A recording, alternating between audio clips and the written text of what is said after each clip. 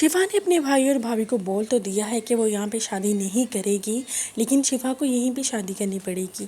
جس طرح اسے شازل باہر لے کے جاتا ہے اور معاذ ان دونوں کو دیکھ لیتا ہے اور کس طرح یہ دونوں جھگڑا کرتے ہیں، یہ سب باتیں شفا کے لیے بہت زیادہ ناقابل برداشت ہو جاتی ہیں۔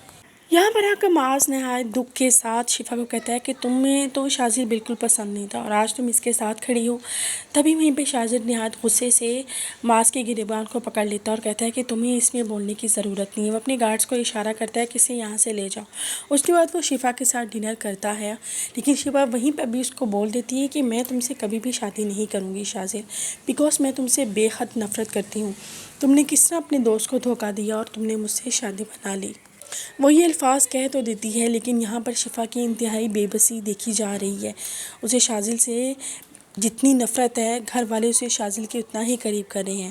یہاں تک کہ اس کی بھابھی بھی اسے بول دیتی ہے کہ اگر تم اس کے ساتھ شادی نہیں کرو گی تو تمہارا ہمارے ساتھ بھی کسی بھی قسم کا کوئی تعلق نہیں ہوگا۔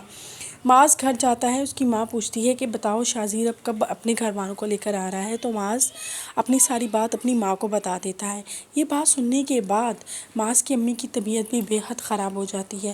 ادھر سے شفا کے بھتیجے کی طبیعت بھی بے حد خراب ہو جاتی ہے، فوری طور پر ایمرجنسی لے جانا پڑ جاتا ہے۔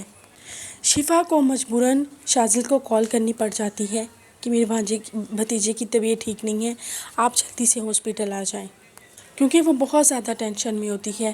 جس ہاسپٹل میں وہ اس کے اپنے بھتیجے کو لے کے آئی ہوتی ہے، اسی ہاسپٹل میں معاذ اپنی امی کو لے کے آیا ہوا ہوتا ہے، کیونکہ معاذ کی امی یہ بات سن کر بہت زیادہ ٹینشن لے لیتی ہے کہ شازل اب اپنے گھر والوں کو نہیں لے کر آئے گا۔ دونوں ہی ایک ہاسپٹل میں ہوتے ہیں۔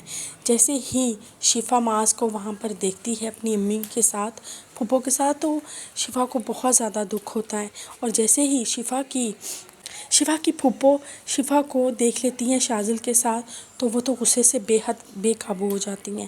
وہ اسی وقت شفا کے پاس جاتی ہیں اور کہتی ہیں کہ ساری زندگی جب تک تم ہمارے گھر رہی تمہیں شازل برا لگتا رہا، اور آج تم کیسے اس کے ساتھ لگ کر کھڑی ہوئی ہو۔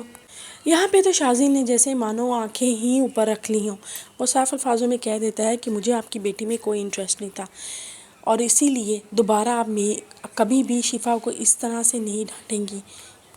پھوپھو تو بے حد حیران سی رہ جاتی ہے، لیکن شفا نے دل ہی دل میں ایک بہت بڑا منصوبہ تیار کر رکھا ہوتا ہے، کیونکہ وہ شازل کے ساتھ شادی نہیں کرتی، اور اس کا منصوبہ یہ ہوتا ہے وہ کسی بھی طرح سے کر کے اس شادی کو روک دے۔